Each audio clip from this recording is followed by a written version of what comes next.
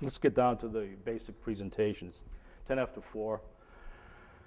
Grand phases of the sun, we're eventually going to reach this mechanism. Is there a mechanism responsible for deep solar minima and maxima, which is probably the most technical mechanical work that he's done, Dr. Diago, on the solar dynamo theory.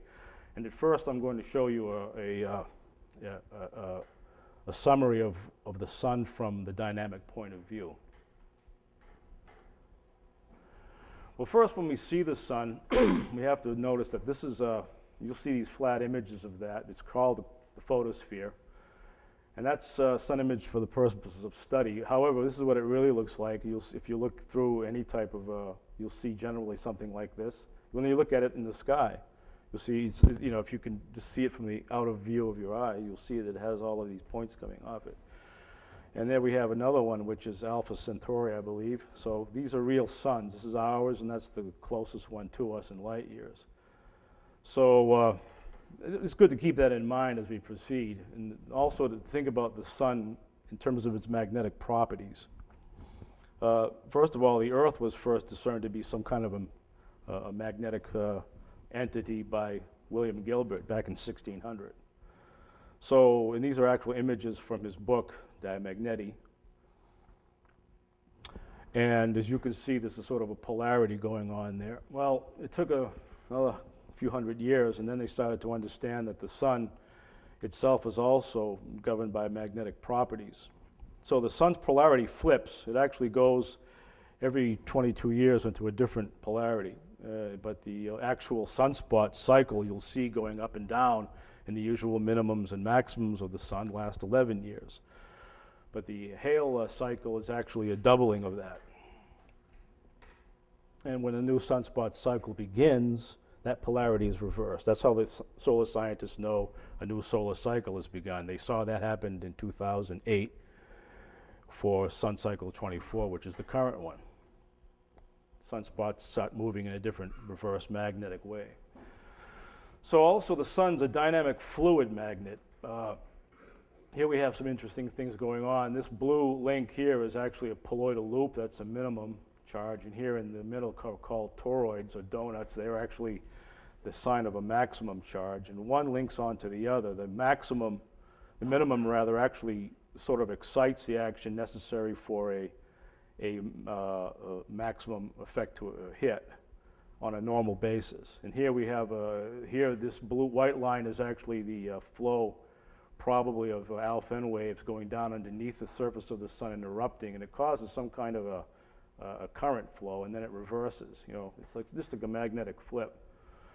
And if you're interested in general science, that's what Nikola Tesla saw when he first came up with the AC motor. He had a vision from the sun. And thank God that Lord Kelvin recognized what it is and what it was. He told Westinghouse to invest in it, and now we have AC lights everywhere. So it obeys this sort of the efficiency of moving energy, or the conservation of energy, that law. So it actually transports electricity cheaply, unlike direct current. So we got the idea from this, and that's a basic sketch of how the sun's maximum and minimum functions work in an 11-year framework. And then in terms of a magnetic cycle, it's 22 years. Does anyone understand why it's 11 years? Excuse me? Is there any understanding of why it's 11 years? Why it's 11 years. So actually, it's not exactly why. It just sort of follows the observations. The sunspots will just come and go. They have a tendency in general to rise up and become stronger or more visible, and then they just become weaker. So that follows that 11-year pattern. And that was first recognized by a German scientist named Schwalbe. He was an amateur scientist, too. Any understanding of why? Of what? Why? Why is it 11 and not 14? It can be 9 years. It could be between 9 and maybe a little bit more, 13. But it's always within that, never more than that, never generally less. Pretty regularly 11. Isn't that correct? What's that now? It's been pretty regularly 11. Yeah, it is. It's generally always that way. But we'll be getting to why this is interfered with in a while. Now, I'll get back to you. If you have questions later, we can take them up. It's very interesting. So the solar core, Lorentz stresses and so forth, and the centers of activity. it's a world of magnetic just fields coming everywhere. First of all, a solar core might be some kind of a fusion reactor, a weak force in sun. We'll talk about the weak force later. The solar core is also seen as a thing called the barycenter, and it's presumed to be the Gleisberg cycle source, which is about another cycle that's variable, like you just mentioned, can vary between 9 and 13 years if it's the Schwab cycle. The Gleisberg has a higher rate of about 114 years and a lower one of about 40, or double a typical Hale cycle, which we'll get into. Now, the deep magnetic current we showed before were these Alfvén waves, which probably help rise up a thing and cause this, actually causes Lorentz stresses, they think. And they sort of manifest themselves as the bearer sign, which is sunspots. An active sun is always sunspots. And if you can count the sunspots, and they're strong on a typical 27-day rotation or typical month, then they'll show up as wings, which I'll show you in the next screen. And centers of activity, I'll just separate them right now. They swirl around sunspots, and they're called plages, facula, prominence flares, and so forth, and coronal mass ejections. And some of them issue different things. CMEs will issue a thing called solar stuff, also known as plasma, also known as the fourth state of matter, which I'll talk about in a minute. And they can go and converge with solar flares, and they issue a sort of a particle stream. And they can take with it, in turn, all of this type of radiation in the wavelengths, gamma, UV, along the magnetized field lines, because we know that the sun is a magnetized fluid ball. And it's dynamically steered, and it's nonlinear, which means that it's not a stable entity, which is what they thought once it was when they first started to study it. And now since it is a very open boundary system that can't be really studied very well or very easily, it opens up more and more questions and more terminology, which I'm trying desperately to avoid. But anyway, back to the Lorentz stresses here. When the sunspots move in a kind of a pattern this way across the sun, north-facing ones and south-facing ones, they form this right here. And this was actually discovered by Walter Maunder. And that's from about 1903, by the way. They didn't know what it was. It was just the sunspots sort of aligning themselves on the north and south axis. So modern solar scientists use this as a sort of an indicator of how powerful the sun is in terms of its overall electromagnetic force, or how much it's issuing off the face of the sun. So it is science that they use, and this is a sign of a pretty regular, stable sun cycle here. But we'll soon see how these are interrupted.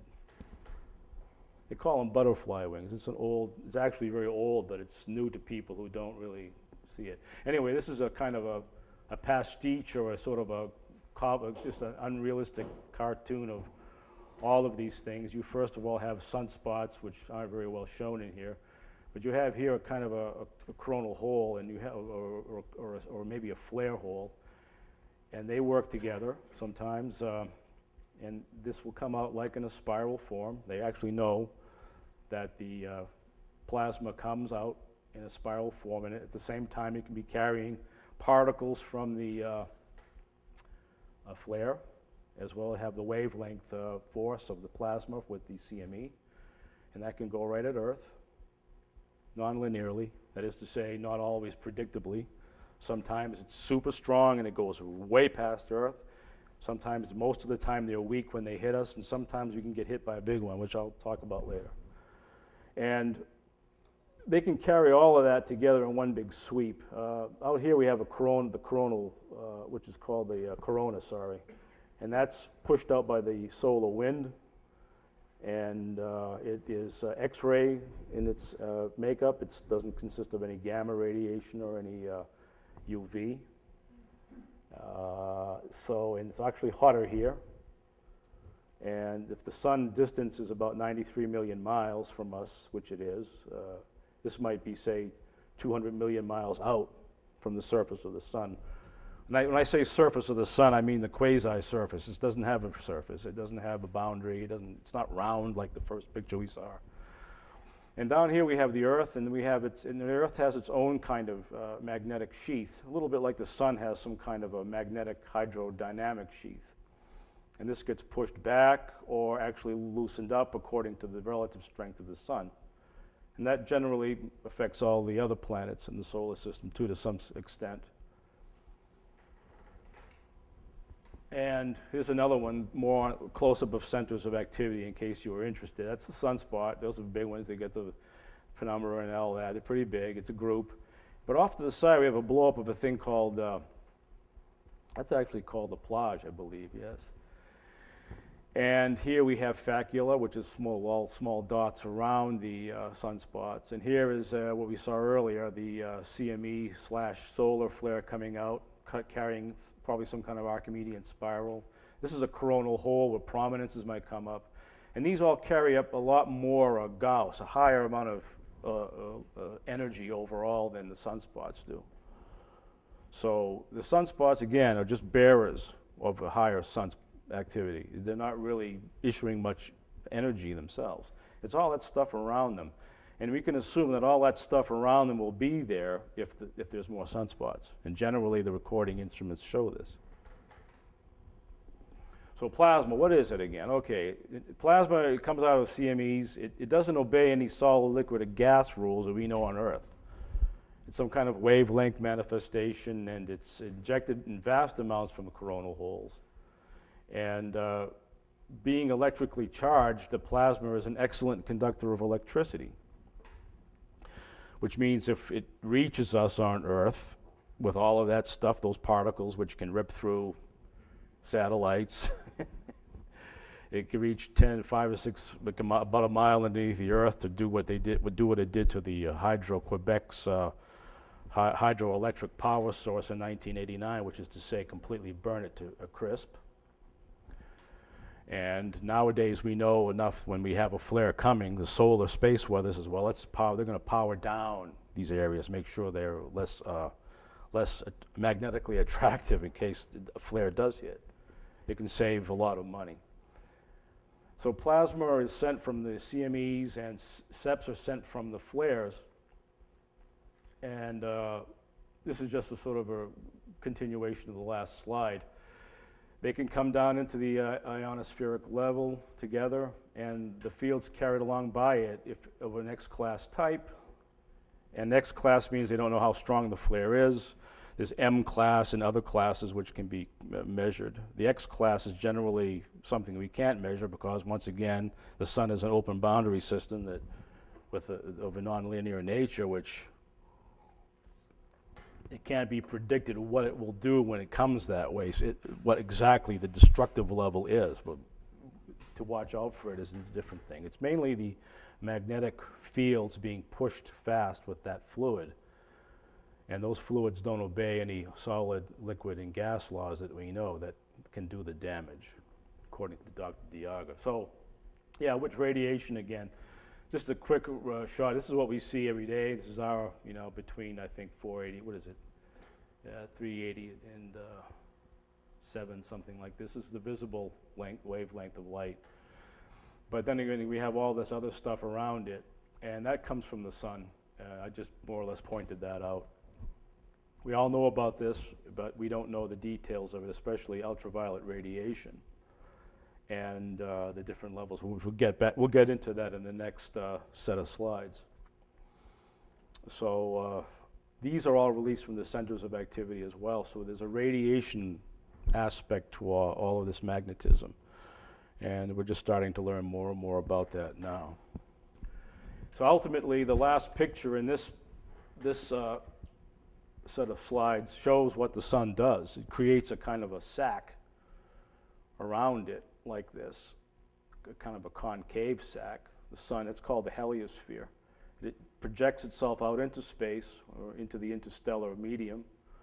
The interstellar medium from other stars, for example, in our galaxy, come in and shoot rays into it. If this is very strong, those rays will bounce off. If it's weaker, because the sun happens to be weaker, which is what they think is happening now, these gamma rays and so forth and bursts will come right in and hit the sun and actually affect the planets around it. So, and there's a bow shock. And the funny thing is that the Earth has a similar kind of a concavity. And if you're wondering why it ever happened, it's because of actually a mathematical physicist by the name of Sidney Chapman and one of his students, a guy by the name of Ferraro. They did the mathematics from the observations done by the Maunder family. He was a brilliant mathematician, more of a mathematician than scientist. He actually figured out how all of that would work from the energy of the sun, and how other planets also have miniature versions of this type of a thing. And the Earth itself gives off gamma rays. It has a little force field. It has a nuclear core. But the sun is a bigger one, very much bigger. 800,000 miles in the quasi diameter.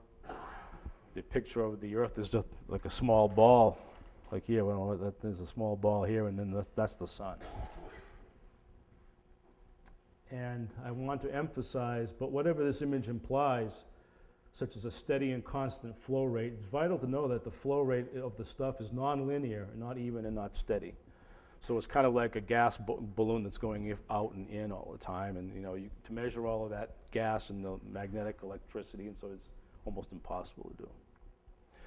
So I'll end the first one here. This is the end of the first presentation block. I'll escape there and I'll go into the next set,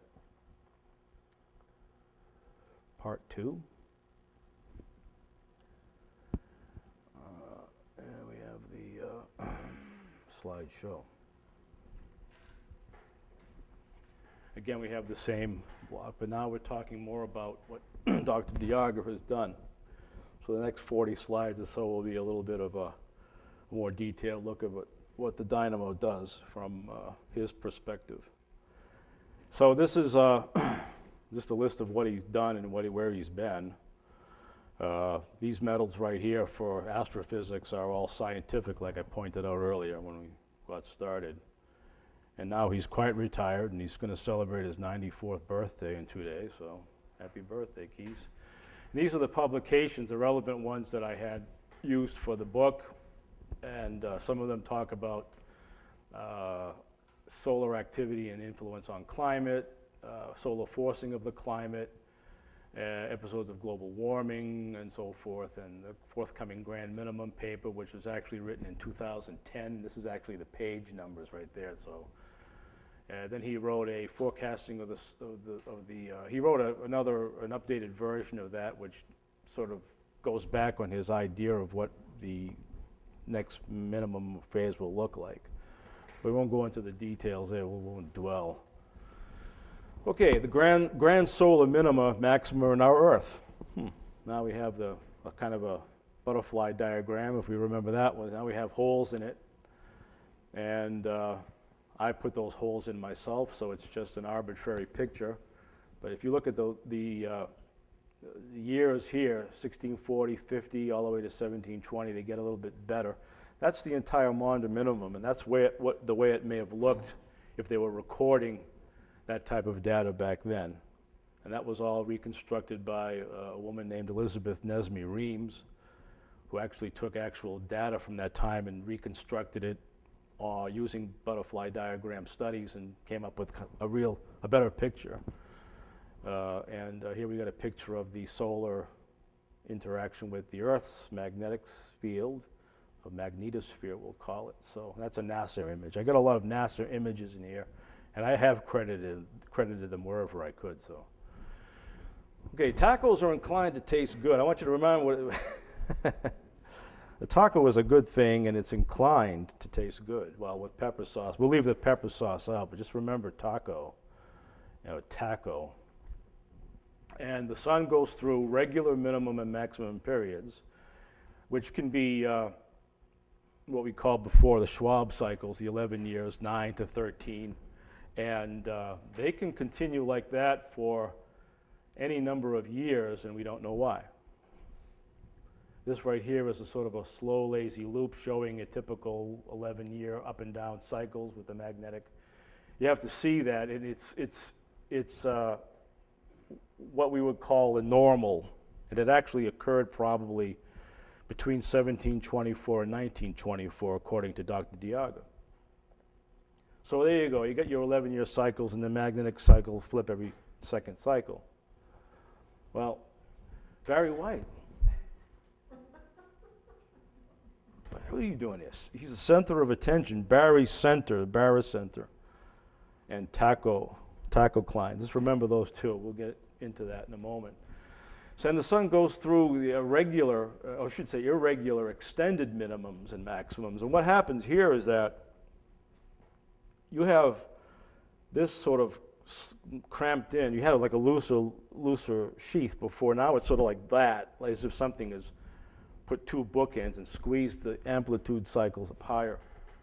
And that would be something from a chaotic phase in the sun. Something internally in the sun would probably cause this squeeze to shoot up. Ultimately, if that squeeze is not there and it defies that usual motion here, you'll have a higher, shorter peak like this, a little spurt, also quite sharply peaked. And that is due probably to the internal chaotic disruption in the solar core, the Barycenter and the Gleisberg cycle. And here we have the case of the active one here, a lot of sunspots, and the inactive one there. And how long these last, nobody knows. In the past record, they've seen these last for hundreds of years, and in the past, they've seen these last for hundreds of years. Thousands of years, that goes beyond the scope of any part of this discussion. Causes of the inner disruption of the sun. Well, mathematically, they modeled it. Diaga did. That's his paper down there with Versteeg. And they wanted to know whether or not the sun is affected by outer forces that cause it to become chaotically disrupted. And I actually wrote an article on that, kind of a scientific one for the Mercury, and well, he shot it full of holes. Let's put it that way. I was really disrupted because I'm just making up all this metaphysics, and he's saying, well, look, I've done a mathematical study with differential calculus, polynomial equations, etc., Boltzmann equations, all this, using Fourier series, and he found out that the way the planetary system's center of gravity moves is much faster than the planet's motion and the sun's own motion near the planet's center of gravity, which means that the sun exerts more inner force on itself. So there's something going on inside of the core that probably causes these types of disruptions I just pointed out earlier. These sort of sharp peak upwards in the amplitudes and then the lower ones. So he kind of falsified me there. There's no other hard mathematical studies that show that the the external planets, when they adjust from barycenter shifts or whatever, actually exert an equal force towards the sun. That's the only reason. It could happen. It could possibly be the case. But there's no hard math studies. So what's the cause of a sudden solar disruption then, this chaotic disruption that Diaga talks about? Well, there's an accurate image of a weak sun, and there's an accurate image of a strong sun, and there's the image of the sun they had in the 17th century. I think that's what the Sun King, he called himself, Louis the 14th, was it? Yeah, 16th, I can't remember. What is not known, but the following is what is seen. So now we have Barry again and the Tachos. Well, here on the outer side we have the Tycho Klein. And it's pretty close to the solar chromosphere. It's right underneath it. And then down in the center, about 700,000 miles more, we have the Barycenter. And this is where the disruptions occur. And then we have the Gleisberg cycle, which is, I guess it's between 34 is the lower limit, and the, 84 to 118 years. So it's a kind of the cycle falls within there, and it's actually broken up on two levels. And it's not shown here in the Hale cycles. So the Hale cycles simply just trivially can be out here. And they can be guided by what happens to the Gleisberg cycle there. The Gleisberg cycle is an internal pendulum sort of shift. And it causes a barycenter shift every 179 years, give or take a year or two. And that's what this big fuss was about these other planets affecting causing a chaotic disruption in the sun. Gee, when these planets like Jupiter and Saturn, they're huge, they're almost like suns too. When they start to realign for their orbits, they send some kind of gravitational force to the sun. Well, maybe, but we don't know. And the motors of this so-called maximum, which the minimum machinery here, this loop, and the maximum machinery, these donut loops, actually are stored within inside of the tachocline at the surface. So then we have that would be called the maximum loop, the minimum loops, and this would be called the maximum loops. And Mickey's watching. Hi, Mickey. So, the barycenter shift was calculated by Isaac Newton, 1687. Every 179 years this moves around. These planets readjust for their orbits. And when it readjusts, there may be some kind of effect on the sun, but it's probably just internally affected, this disruption chaotically in the sun. And by what, I'll tell you honestly, is not known. It just sort of interrupts this regular solar cycle flow that's the 11-year, 22 off and on. It sometimes causes an 11-year solar cycle to be an extremely long-term minimum one and an extremely long-term high one. Are they completely out of phase? They never phase up? The phasing like that, you mean, well, the question would be something like this. You mean to say that the regular phases and the chaotic phases have a kind of a regularity? We don't know. It's not known, simply. Okay, the solar core, the weak nuclear force, question mark. Okay, remember the sun's core within the center, it could be, it's fusion powered, which is a sign of the weak nuclear force. The strong one is strong nuclear force is fission, and it's pendulum moved. The weak nuclear force defines a thing that I want to point out here. It's very interesting. It'll be at the very end of this. Local and regional activity somehow manifesting itself across distances that are abnormally wide. So the question was posed once, and then they had an answer for it. Right now, I'll just say that Steven Weinberg, University of Texas, he's still down there, discovered the graviton particle in 1982, which is a living entity of the weak force. He tested for it in a reactor. I think it was at CERN, or it could have been the Fermi lab. I don't know which one. So it really is a particle. And now we're talking about something about gravity having a force. Weak force, strong force. But again, the magnetic Hale cycle at the tachocline near the sun's, has these sort of phases within themselves, and it's reflected in the barycenter shift. So the Hale cycle out in the tachocline somehow is manifested or affected by the barycenter shift in sets of numbers, but we won't go too far in there. Anyway, the other motors of the change, here is a picture of the sun, and Mickey's watching the sun be very active right here. We see that these toroids, these maximum things popping out sideways very strongly, and the minimum loops are recessed inward. They're not very sharp. And then we have the tachocline sort of really warbling way up over the chromosphere, perhaps, maybe within it. And that would be a chaotic maximum for a long-term period, which we don't know how long. Could be 90 years, could be 100. And here is the opposite. The minimum is dominant, the maximum is very much inside, and then we have the tachocline recessed pretty lower underneath the false solar surface. And this is an example of, we'll call these the long-term chaotic for maxima and long-term chaotic for minima. And that is, again, these things are all contained, these loops and these donuts are contained within the tachocline. And the barycenter is also affecting that outer motion by some kind of chaotic activity. So the sign, the visible sign of a strong sun will appear as always sunspots, lots of them. And here's an amplitude wave showing a maximum, kind of a chaotic maximum like we showed before, and here's a chaotic minimum. And there's the same images from the last diagram. And the outer visible sign is always the bearer sign of the sunspots. So that's how they know about the flux being lower or higher in the sun. And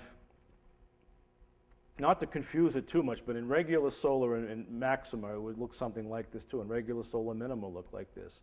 Only the problem here is that the solar maxima peak here, right here, this could be, this could be right here, this minimum here, this is actually a high point of the minimum, is actually no stronger than the most strongest part of this, is actually, put it this way, the weak area here is equal to the weak area here is actually equal to the strong area there in this manifestation.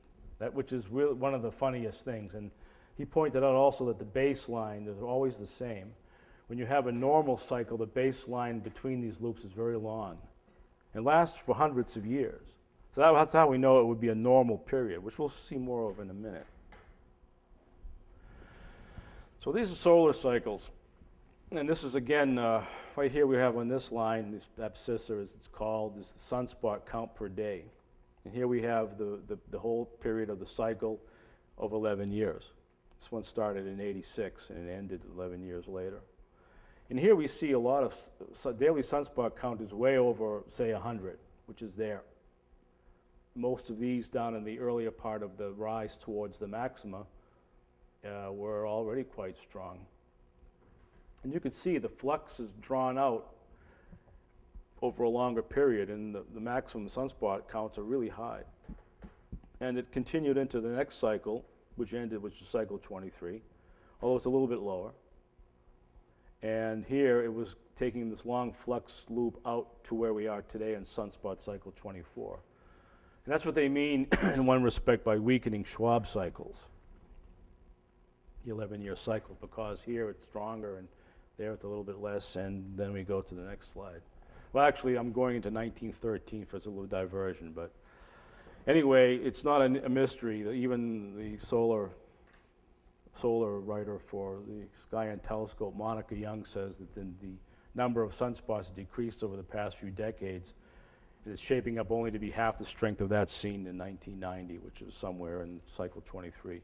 Well, it looks a little bit like this. I pointed out 1913, that cycle, I think it's sun cycle 15, which is showing around 150 or less a day. But anyway, that's not a very good one. Let's take a look at what some more recent information that came up from NASA on cycle 23, which was the last one, and which ended 2008. And the new cycle started then in 2008 and came up this way. So where we are right now. And if you look at the drop in the flux as well as the sunspot counts, you see that I think this was February of 2014, just for the first time showed a few counts over 100. Which means that the sun's strength, as we all know now, can't be very strong because the bearer sign, the sunspots, are very minimal. And the projection for NASA here is pretty dim. And what I'm seeing and what the Solar Dynamic Observatory has seen is a kind of what they call double peaks maximums rather, which are just around 100 and then they go down. And this was from 1923 to 1933, solar cycle 16. And we're also having in this solar cycle, current one, a very similar phenomenon is starting to happen here. We may have only a few maybe a few counts over 100 for a few days, and then all of that. And it's interesting that this whole decade, I'm just making an inference, I'm not saying it's the truth, but this decade was very similar to what's our decade now is similar to this in terms of the storms. This was the Great Dust Bowl period on Earth in the U.S. West. It's very well recorded, these terrific hurricanes and storms along the coast. And it petered out well into the 1940s. the late 1930s still manifested these types of bad storms. That's just an observation, but I'm not making any concrete statement there. Okay, why is cycle 25 expected? That's the next one. It's going to happen, what, about 2020? Why is it expected to be so low? Well, first of all, this is a very simplified image of Diaga's data. It's actually showing the chaotic spike from what was known as a transition point here, about 1620. And then you had this long period of minimum. And then you had this normal phase between 1724 or so and 1924. And then somewhere in there you had another chaotic spike, which actually shot it up somewhere after 1925. Curiously enough, right in the middle of a very weak solar cycle. But that started to climb up, so there was a chaotic spike here and here, pushed out by the sun in some way. And that's that normal period with the lazy loops. So there's actually some numerical points along the maximum here, which is this, the yellow number, 10.34 is the number for the maximum on some coordinates of the sun. And here 93.38 is the minimum coordinates. And these apparently overlap at a certain time. When they do overlap, and he's actually figured this out from the data, then you have these chaotic periods, these periods that but only when these sets of data coincide. There's just a few more scary ones like this, I swear, and then it's all over. So anyway, you have another image of the 1620 chaotic spike here at 93.38 coordinates, and it overlaps with this in 1034 here on the minimum, the maximum and the minimum. And here you have a normal phase from 1724 to 1924. Then you have another chaotic spike because of those coordinates overlapping, 93.38 and 1034. This is why he says there's a definite correlation in some kind of chaotic period happening. So he's actually said that we've been in a kind of a sort of a minor maximum, extended maximum phase on Earth for the last 70, 80 years, roughly. And here you had the last one was a chaotic one, which lasted for about 100. And this is the last really scary one, I swear. These black lines here, these thick ones, the thick one and the thin one, those are manifesting the Hale cycle in two different levels. And they have sort of an amplitude which sort of either coincides with each other or they overlap, or they actually have a sort of a loose overlay, like a kind of a string going over another string. So in the Maunder minimum from the data, we had close overlaps between downward for these two parts of the Hale cycle. And when about 1724, a normal period happened, then you have all these loose, lazy lines, kind of like peace on Earth, Cold War back then. And then you had a sort of a temporary hot war here, because then you see these overlaps again. They were just a little bit higher here than they are here, if you'll notice. This last chaotic period was lower. This chaotic period was a little bit higher, but they're both chaotic since you see these overlaps in the Hale cycle. And that's that tachocline I was talking about, okay? The Hale cycle's manifested up there, and that's very, very nonlinear and very, very chaotic itself. And these chaotic spikes are from the barycenter, some kind of force coming out that affects the surface, shooting them out aggressively over a longer period of time and keeping them there or letting them sink down, shooting a kind of a downward, inward sort of a spiral. So what's happening now is that it's been going down. And one more time about the magnetic sheath of the sun, of the Earth rather. So I want to get this point across very clearly from just the particle aspects of the sun. That solar wind we talked about before, with all of the CME action and the flares.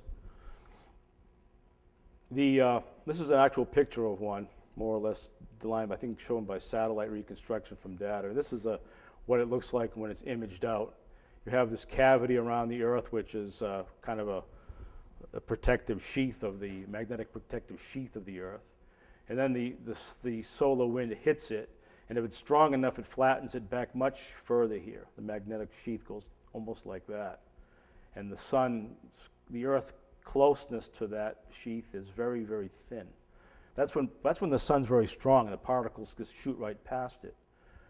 But when it's weaker or just normal, these particles go down in here. And these particles are radioactive isotopes that are split by the sun in the upper atmosphere of the Earth. They'll come down, they'll get in, and then they get split up here in the stratosphere, and then they come down into the Earth. And when they come down into the Earth in any big number, we've known that that's how they infer that the sun has been weaker, because the magnetic sheath has been looser, and therefore they say the next step is Earth has been colder. And when you don't find any, it's the opposite. The sun has been somehow warming us more. And there's another picture of that drawn by NASA. You got a picture of just stuff coming at us, hitting here. And some of us, I've drawn in here, some of this will hit and go off of it. And sometimes if it's weak enough, it'll just come right down, positive, negative charge. And here's a bit more closer picture in case you haven't caught the last ones. Here we have a picture of a sleepy sun with one spot on it, and you see a very loose Earth magnetic sheath. Particles flowing all over the place, getting in there. And here we have a picture of a very active one, a lot of spots, and it's making the magnetic sheath of the Earth go flat back, and these particles go right straight past. It's hard to get that across. So number 3 is what's probably going to happen, what's happening now. How grand it will be is still a question. So these are the 3 types of dynamic actions you'll see. The grand episode, which is called the strong maxima and a weak minima, has all of this going on. You see the Earth's magnetic sheath is pushed back. You have a lot of stuff hitting it. All that radiation, that magnetized fluids, the particles from the solar flares, probably at a relatively constant rate overall, and sometimes even more terrifically strong than others if it happens to be a direct line from a flare right into the Earth directly.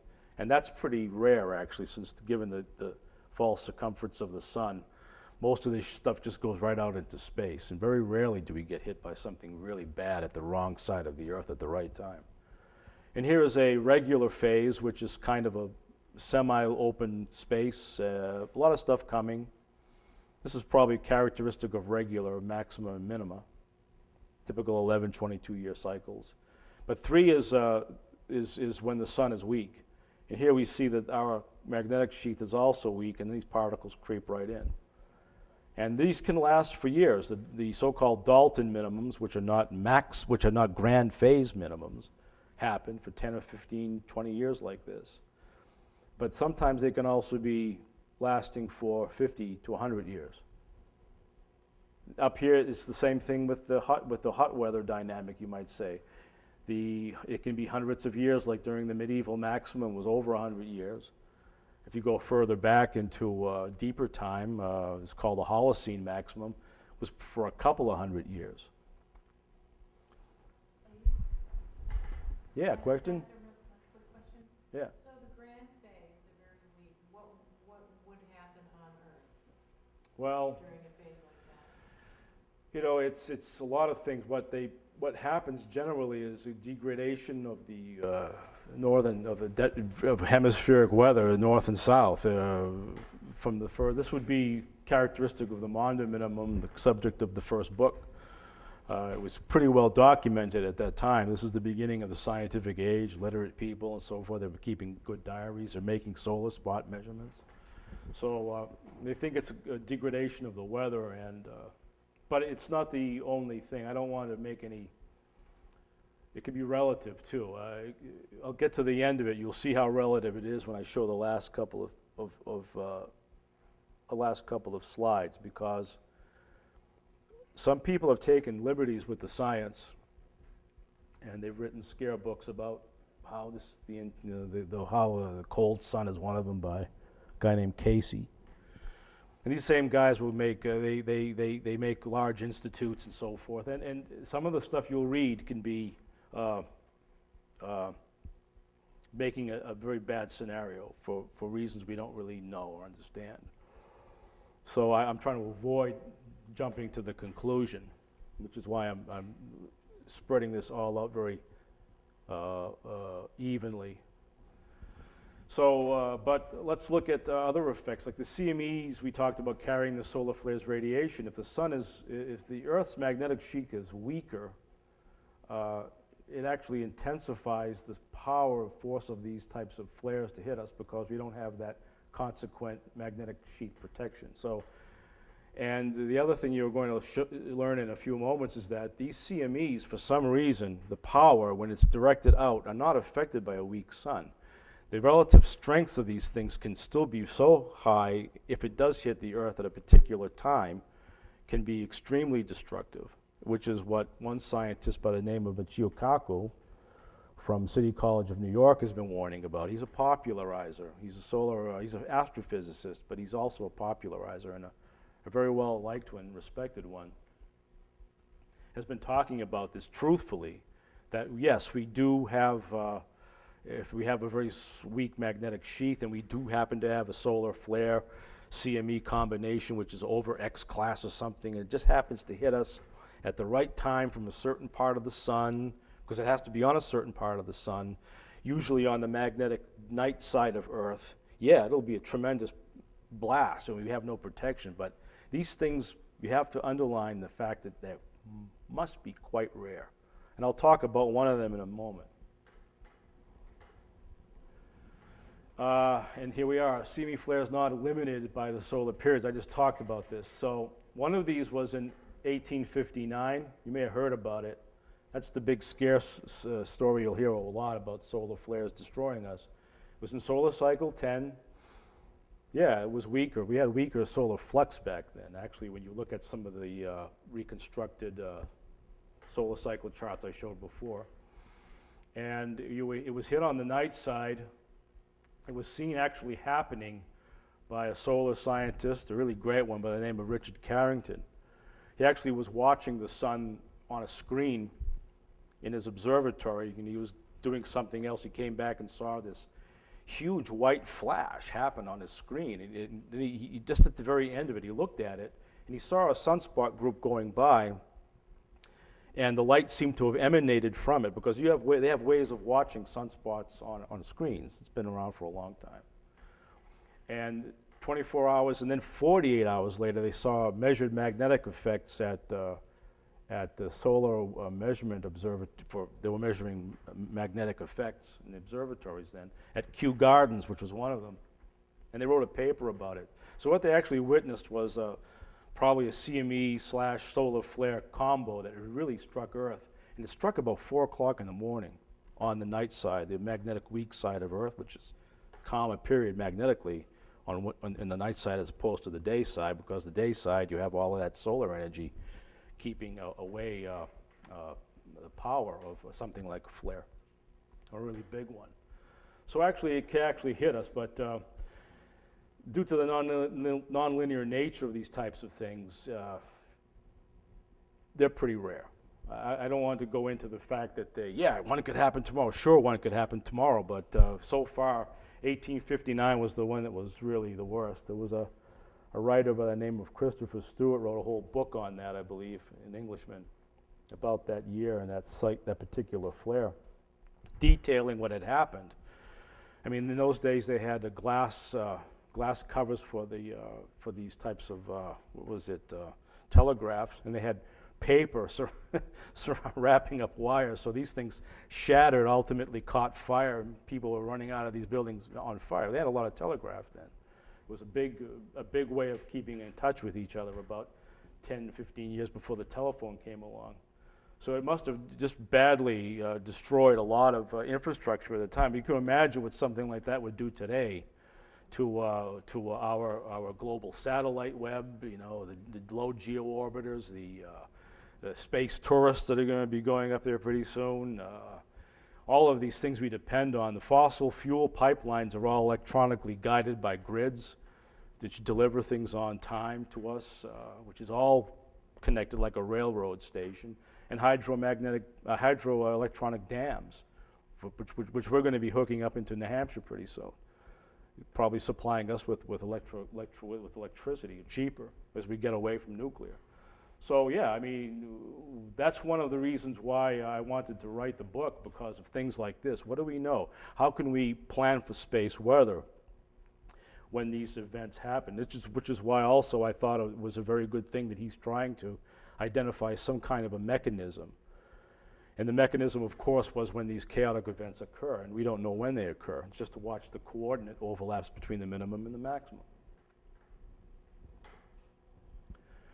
So the sun's effects on Earth. The Solar Dynamic Observatory launched a couple of years back. Dean Pesnell, he's the mission commander. And there's 3 subsystems in that mission, one of which is EVE, and that's run by an atmospheric scientist by the name of Tom Woods from the High Altitude Observatory in Boulder, Colorado. Now, one of these types of wavelengths carried at us at any particular time can be these ultraviolet. Extreme ultraviolet radiation actually consists of 100 kinds of ultraviolet radiation emissions, so the complexity is increasing, and they do believe that it affects the stratosphere and also parts of the ionosphere, and actually what effects that has on the troposphere in terms of affecting Earth weather, nobody knows, because none of these particle couplings occur in the lower troposphere. It all occurs up there in the 50 miles up. So they've got a smoking gun that they're wondering about. But that's the heartbeat of space weather is what he's concerned with, and that would be the types of weather that would affect our satellites and any space exploration going out to the moon, further to Mars. So these exploration missions planned are very much part of a global economic feasibility studies in the future. We're getting minerals from the moon, using the moon as a base for Mars launches, actually building things on the moon to continue doing Mars exploration. So all of this is a concern of a much practical nature, regardless of whether we're talking about how the sun affects our weather or not. And I'll get into that in a moment about that. So sun is one of the climate changes. It's not the climate changer. You may hear that from some aspects, that, okay, the sun is responsible for 51% of all energy transfers on our planet. That comes from the Cambridge Encyclopedia of, I think, Earth Sciences from 1982. I don't know if it's in the current version of it. So it's assumed, and I say assumed, that the sun has a powerful effect on Earth climate. But we have only smoking guns. Animal and plant life, all their climate. The primitive Earth climate was probably mostly methane in the age of dinosaurs. So it was affected probably by their bodies. That's one theory right there. Another one, local regional warming in cities, industrialized areas, caused by greenhouse gases, locally. But when you try to spread the dynamic of local regional warming out from, for example, greenhouse gases, satellites can measure the spread, and they don't see it spreading outside of industrialized centers. The temperatures just go back to normal. I'm talking about this weak force again, regional, global, regional and local. So, but we do affect warming in cities. Have these heat islands they talk about. You have macadam, black roads everywhere, and tarred roofs, which absorb long-wave radiation, and then it feels like an oven in these cities in the summer. That could be making local climate change across large areas of the Northeast. Whether it does so across the entire hemisphere, it doesn't seem to be the case from satellite measurements of the temperature. Purely geophysical things can probably add to Earth warming or cooling. The Earth's own core can send up through cracks and the fissures in the bottom of the ocean gases that could probably either affect causing a little ice age or not, getting into the currents of the Earth's ocean systems. So I want to point that out as a kind of a rationalizing element, perhaps, to what is going on according to the best look at the data. I don't know. Earth climate change from the sun? Well, this is the last point about here that I want to talk about. The sun modulates the upper atmosphere, like I talked about earlier, the stratosphere, etc. 50 miles up in the Earth, alternately diminishing the upper ozone layer. There's also ozone layers around the poles. And if the sun is strong, it reduces the ozone layer naturally, and if it's weaker, the ozone just sort of builds up like in a refrigerator. No traces of the sun modulating Earth's troposphere zone is clearly known. That is to say, our breathing space. The real-time effects from the sun are impossible to observe and calculate. But deep time, we talk about deep time measurement, we talk about proxy evidence from isotopes, which I must have talked about a half a dozen times already. Now, these isotopes of some kind of element from the sun split up in the Earth, and according to the strength of the sun or the weakness of the sun, we either have, if it's a strong sun, we don't have any evidence isotopically in tree rings or in ice cores, for example. There are other ones, by the way. I'll just use those two. But when the sun activity is weak, then of course we have a great buildup of this proxy data. And so they go back into time and they find all of these things like okay, we have this Holocene maximum solar period, and then we had these deep minimums like the Maunder, and then we have a medieval maximum for something, but they're all traced out by isotopic data. But the trouble with isotopic data is that it's affected by Earth's orbital forces. You know, the Earth is not a static thing going around. It's pushed and pulled by the movements of the force of the sun. It can be turned into a kind of a round, flat thing at times and shaken up. It's punched, you know. So when these isotopes enter the Earth, it has to go through this sort of whole destructive process of building up. And C14 is actually the one they rely so much on. It's the oldest one.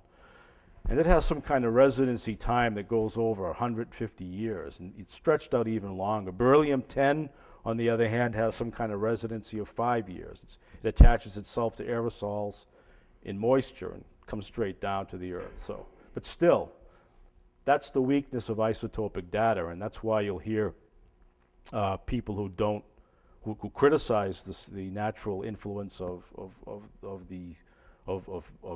elements like the sun, for example. They criticize it on these grounds, and it's a valid scientific point. Another aspect of climate change from the sun, well, particles coupling in the stratosphere do indeed settle into the troposphere. There was an experiment done at CERN by a Danish researcher named Heinrich Svensmark, who actually got cosmic rays coming from the sun, which is just all of this high blasting light and stuff coming out of CMEs or whatever. And he actually did see that it actually formed some kind of aerosol particle that could help clouds seed, actually make clouds at the 1 or 2 mile level up from the Earth.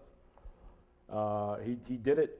That experiment was connected to nature. It was actually allowing in actual pion beams from up in the upper atmosphere, and then he ran it through an accelerator, and then they saw it. You know, they put it in a cloud chamber, and they actually saw these things start to happen. I won't give you the exact details. I can't remember them myself. I can just dig it out for you if you want later. And so it could cause rain, snow, and other precipitation at an increased rate. That could be happening now because we have a lot of cosmic rays coming at Earth because we have a weaker magnetic sheath.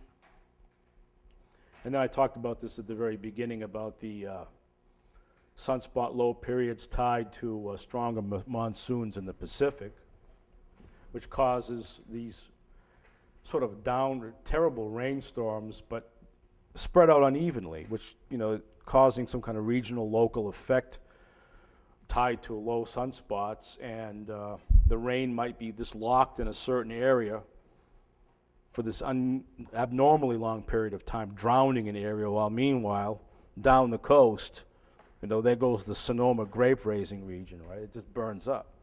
So it sort of slows down, some kind of slowing of Earth weather due to this. But where's the exact proof? No, we don't know. So, and in the summary, the last chaotic transition of the sun might be causing Earth to go into kind of a deep minimum phase, or for the sun to go into a deep minimum phase, causing some phenomena on Earth. It could start in solar cycle 25 if it indeed hasn't already got underway. And the key question would be to anyone who knows a little bit about my earlier work: will it be like the Maunder minimum of 1620, 1720? Very cold, damaging one.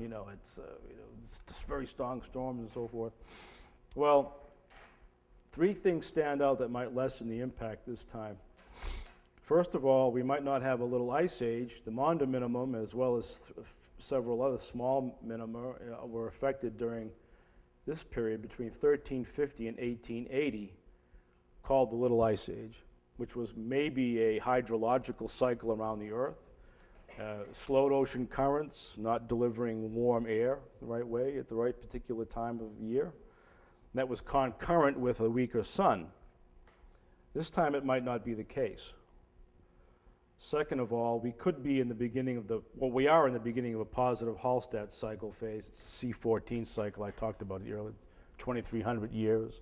They peg all of the solar changes along this thing. So are we in the beginning we're in the beginning of a positive Hallstatt cycle, and according to reconstructed C14 data going into deep time, the last positive phase showed no deep solar minima on Earth, no effects. So something might be preventing that from happening. So we're in that type of positive phase this time around. And there's also a lot of local abundant anthropogenic warming due to human activity, because there's a lot more humans now than there were when the Maunder minimum hit. That's for sure. 6 billion more at least, and rising. So back in the time of the Maunder minimum, the population of Earth was reliably counted at below 1 billion souls. So we might be keeping ourselves artificially warm. And the speculation, which is the last thing I'll end with, well, that's always fun, but it's always dangerous to speculate. And I talked about this very early on about the local, regional, why two scientists in particular, Wang and Mills, were wondering about why dynamic events across wide expanses confine themselves to local and regional areas instead of being consistent over extremely long ones. So they devised a theory of a weak force responsible for such events. And the graviton was, of course, found by Steven Weinberg. And I'm thinking, if the sun is mostly a fusion-powered thing, does this explain why the sun is so confined in its power areas if it is nonlinear, or why you keep seeing these things sort of erupting randomly on the surface of the sun in those centers of activity I mentioned, plages and facular and the flares and so forth? So could this particle force explain in part why Earth climate can be so local and regional? Are we sort of being a copy of the sun behavior in terms of really small particle physics? Well, it's a good thing to think about, but like I say, that's pure speculation. And that's my presentation. Thank